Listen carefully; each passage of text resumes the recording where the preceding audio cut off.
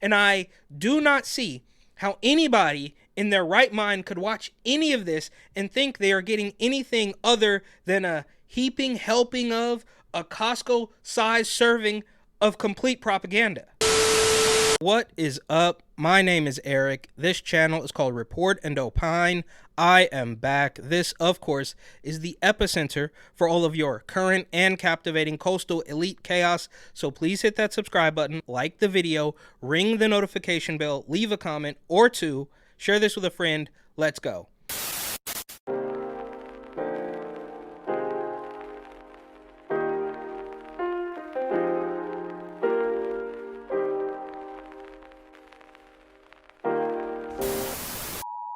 So, ABC News, which is probably one of the most sinister of all the Mockingbird media agenda-driven psyop peddling operations in the entire country, maybe even the world.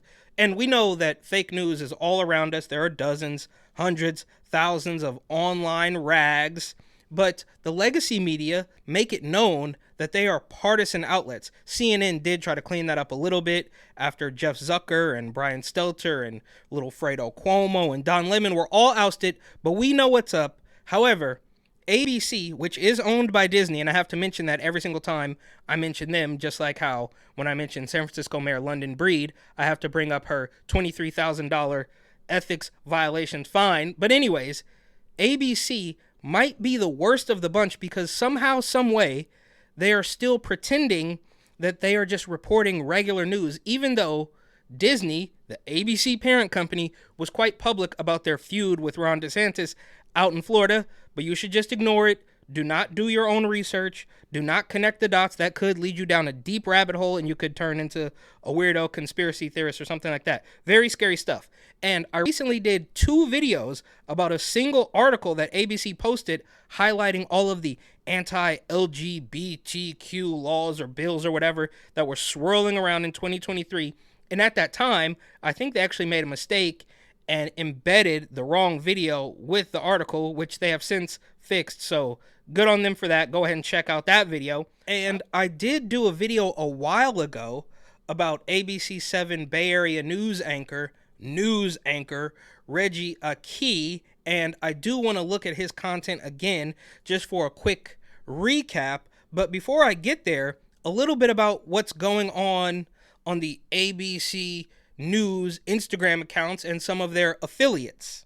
So this is the main ABC News Instagram account, 4.3 million followers. Special counsel probe uncovers new details about Trump. Of course, here's a good one. JN1 variant makes up a majority of Rona cases in the U.S. Here's what to know. It goes on like this. They have this guy here crying about the Capitol, more Capitol stuff. It's just nonstop. Defense Secretary Austin hospitalized due to complications after procedure. And I'm not here to pretend that every single thing they do, well, almost every single thing they do is complete propaganda. But I'm sure, a broken clock is right twice a day. They eventually will report a true story. But for the most part, it's propaganda. And it carries over into dozens of their local accounts and local affiliates and stations and all that. It's completely disgusting. Now, keep in mind, all of this, a bare minimum of 4 videos, is just the tip of the iceberg as far as this operation is concerned.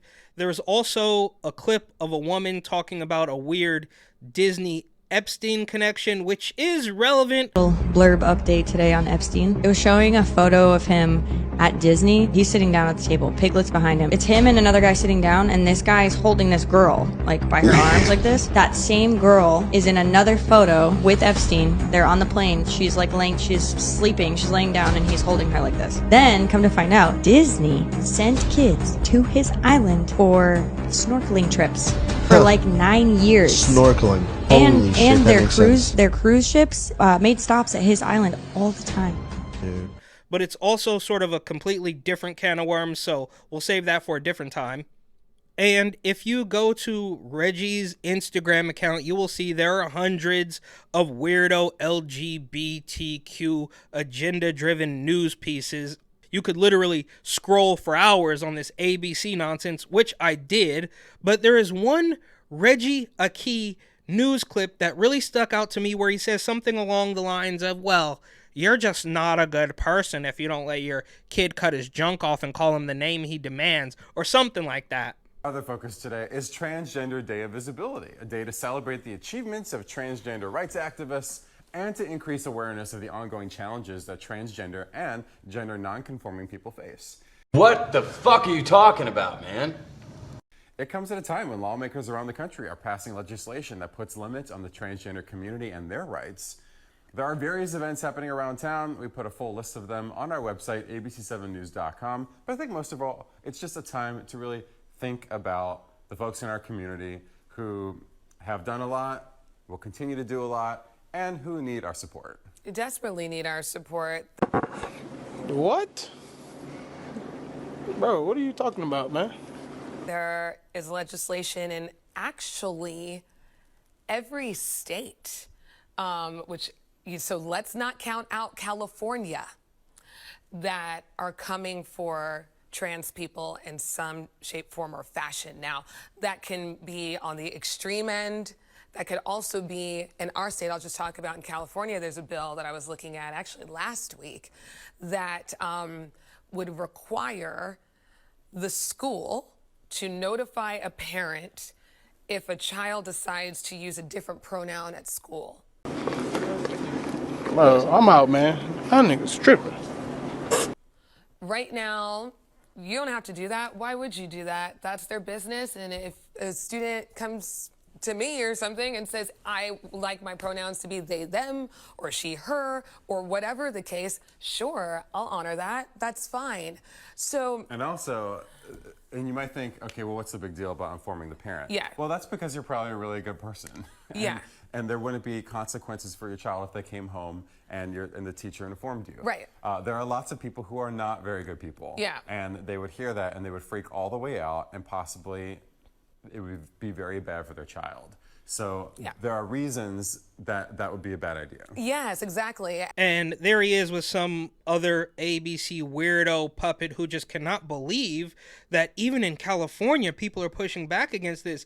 And why should the teacher have to tell the parent if the kid is succumbed to this weirdo LGBTQ agenda? That should just be their right. And I don't know much about that lady, but according to her Instagram account, she does have a husband, but I guess she's an ally, meaning, of course, she will just recite the lines. There's also the clip of him talking about gay stuff and the devil. Zach is here in San Francisco to talk about gay stuff and the devil. Gay stuff and the devil. Like the twink on the fire escape. Dumped by your boyfriend on a long-haul international flight in economy. About gay stuff and the devil. Is there a celebrity that you would like to spend all of hell with? Oh, I'd love to meet Lady Gaga. Gay stuff and the devil. It's like bumping into like an old hookup. Yeah. Shame. Shame. We love shame. Olive Fantastic. Garden, Red Lobster, or Applebee's? Well, those don't exist in hell because those are heaven on earth. She's changed my life. Devil. But it's all just a joke. You have no sense of humor. We have a message for you. You think we're sinful? You fight against our rights. You say we all lead lives you can't respect. But you're just frightened. You think that we'll corrupt your kids if our agenda goes unchecked. Funny, just this once, you're correct. We'll convert your children. Happens bit by bit, quietly and subtly, and you will barely notice it. They're not coming for the kids. That's all just satire, bro. And this could carry on for hours, but in the interest of time, moving on. Tara Campbell, quite clearly a proud LGBTQer. She is part of the NLGJA, or National Association of LGBTQ plus Journalists, and straight from the ABC website, Tara is a storyteller and explorer at heart, driven by a desire to share impactful stories. She arrives in the Bay Area from Omaha, Nebraska, where she reported for the NBC affiliate for 3 years. There she helped expose a lack of safe and affordable rental housing, primarily affecting refugee and immigrant communities. Her reporting resulted in the passing of a rental housing landlord registry ordinance. And not from the website, she also really wants you to know that we need safe injection sites. Overdose prevention centers, also known as safe injection or safe consumption sites. Places people can go to use their drugs under supervision in case of an overdose. Sam Rivera is the executive director of On Point NYC, the nonprofit operating the first 2 such sites in the country in New York City. He's in San Francisco prepping nonprofits like the Gubbio Project, hoping to open similar sites here. Having Sam here to come and see our program and to sort of look at like what we're doing and how we're doing and giving us some advice on not only how to do it, but how to do it right. Since opening a year and a half ago, more than 900 overdoses have been reversed at the New York City sites. And illegal immigrants. Desperation and fear. Just a lot of desperation and fear. The family escaped Honduras a year and a half ago, Juan witnessing his neighbor beaten by a gang, becoming its next target. At that very moment, the only thing we could do was flee. We just came with what we had, just that, and thank God we had some money saved up. They're among millions of migrants impacted by Trump-era border policies. And, of course, you should allow your kids to cut their junk off, otherwise they're gonna die. Before they passed away, we were at the nail shop. We had a nail shop day. Photos of Leo spread across the kitchen table.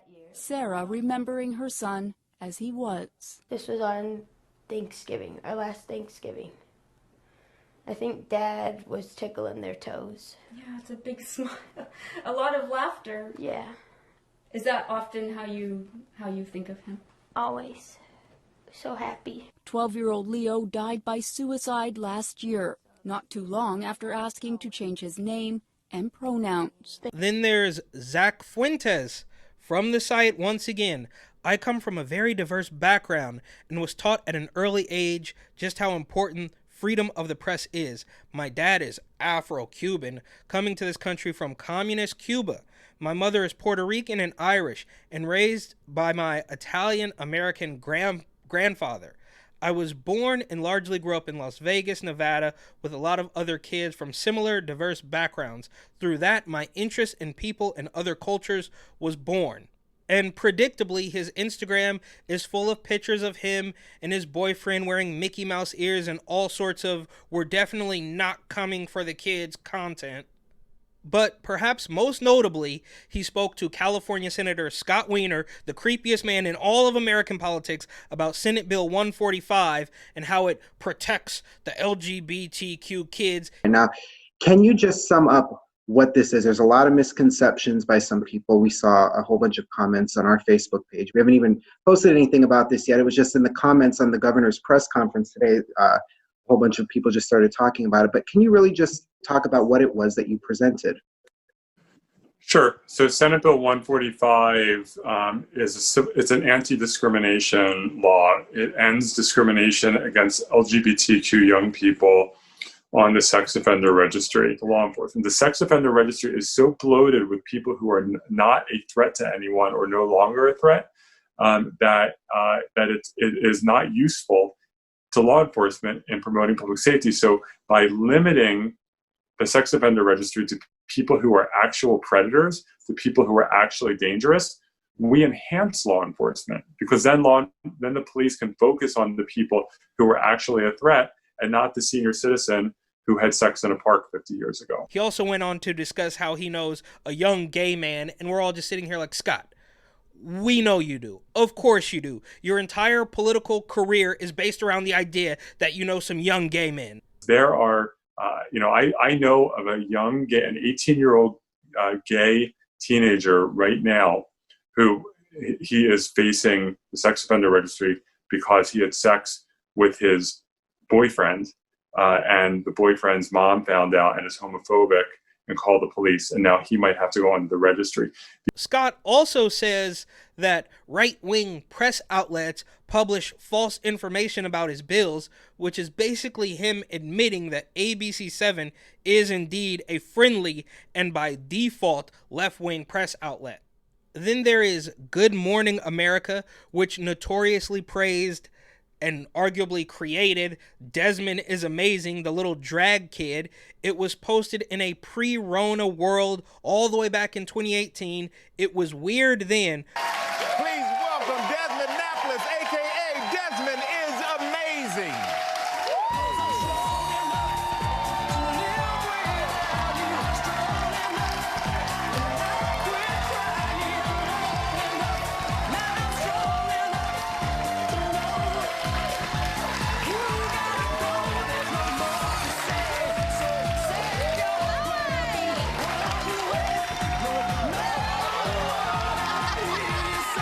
But watching the clip now is just insidious. Oh, hello, Desmond. How are you?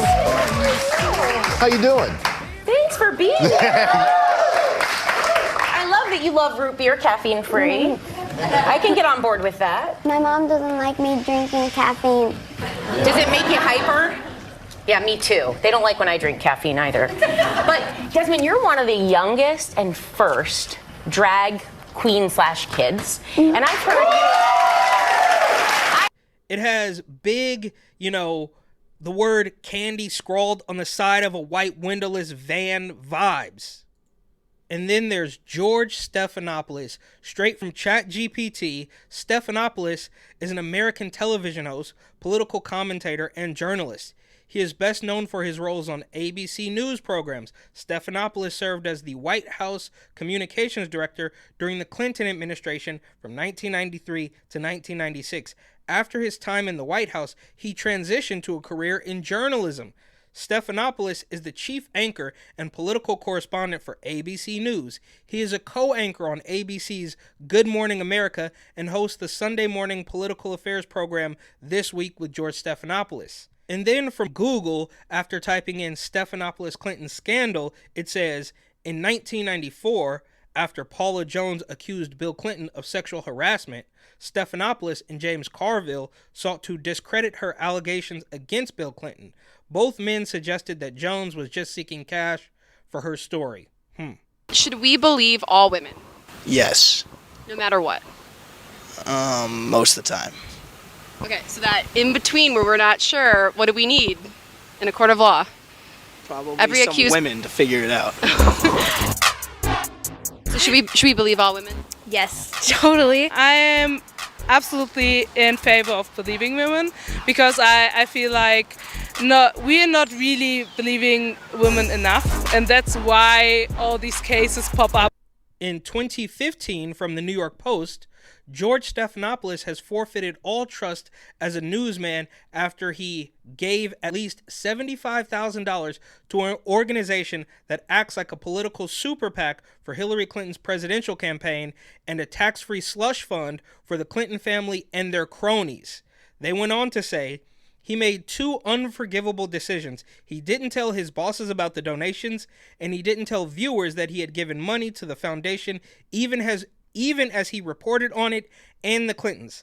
He admitted that he donated $75,000 to the Clinton Foundation and failed to disclose it even as he reported on the controversies surrounding the foundation. I should have made additional disclosures on air when we covered the foundation, and I now believe that directing personal donations to that foundation was a mistake. Even though I made them strictly support work done to stop the spread of AIDS, help children, and protect the environment in poor countries, I should have gone the extra mile to avoid even the appearance of a conflict. I apologize to all of you for failing to do that. So this guy wasn't just in the Clinton White House and smoothly transitioned into a media role. He is very clearly an operative, and I might argue he is instrumental in the non-stop propaganda campaign that is taking over America. And he still works for ABC. In fact, depending on when you're watching this video, he may or may not have already published a recently recorded interview with Vice President Kamala Harris. And this all sort of culminates with Amy Robach, who most people might know from when she was caught on a quote-unquote hot mic explaining how she had the entire Epstein story, but ABC squashed it. And from Wikipedia, they say, Amy Joanne Robach, born February 6, 1973, is an American television reporter, formerly for ABC News. She is known as co-anchor of 2020 and as the breaking news anchor / fill-in anchor for Good Morning America. Robach first entered national television by working for NBC from August 2003 to May 2012.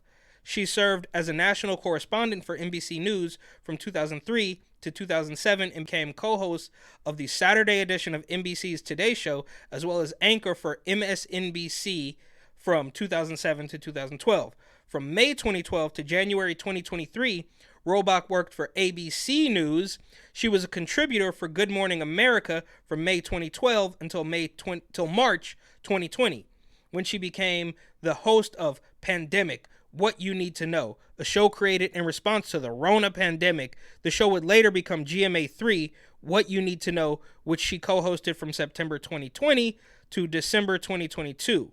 Robach also served as co-anchor of 2020 alongside David Muir from May 2018 until January 2023, when she was fired from ABC after it was revealed that she had a romantic relationship with her Good Morning America co-host TJ Holmes.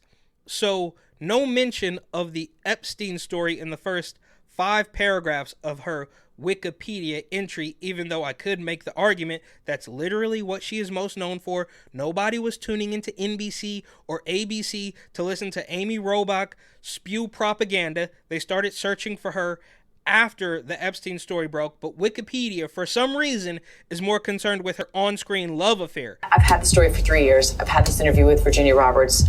We would not put it on the air. First of all, I was told, who's Jeffrey Epstein? No one knows who that is. This is a stupid story. Then the palace found out that we had her whole allegations about Prince Andrew and threatened us a million different ways. We were so afraid we wouldn't be able to interview Kate and Will that also quashed the story. And then Alan Dershowitz was also implicated in it because of the planes. She told me everything. She had pictures. She had everything. She was in hiding for 12 years. We convinced her to come out. We convinced her to talk to us. It was unbelievable what we had. Clinton, we had everything. I tried for 3 years to get it on, to no avail, and now it's all coming out, and it's like these new revelations, and I freaking had all of it.